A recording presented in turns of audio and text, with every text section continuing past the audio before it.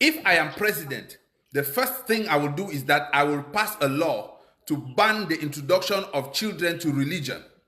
Anybody who is caught teaching religion to a child will be arrested and sent to jail. And my points are simple. Religion takes up a lot of space in the child's brain.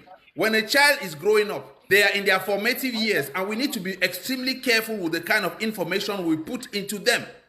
There is no point teaching your child about stories that have not been verified, stories that end up brainwashing them and make them lose their common sense and their power of critical thinking. When a child is growing up, we should teach them things that is going to help them to live a sustainable life in our society, to be good citizens, and to unleash their brain power.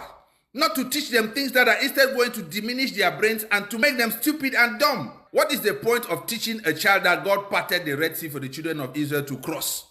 What is the point of teaching a child that manna was falling from heaven for the Israelites to eat? Or you'll be teaching your children about the story of Noah's Ark. Religious content is adult content and should be treated with a lot of care. The second reason is that religion has the power to make people to become extremists. And most of these people that end up becoming suicide bombers were brainwashed from a very young age. You will see in a Muslim community, they will gather a group of children.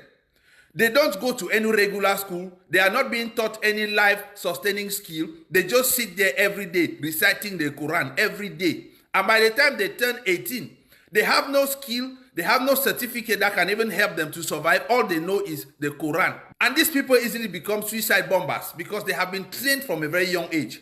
For those who are Christians, your parents will start sending you to Sunday school from the time you are 1 year old. You start going to Sunday school, they begin to teach you all these stories that brainwash you.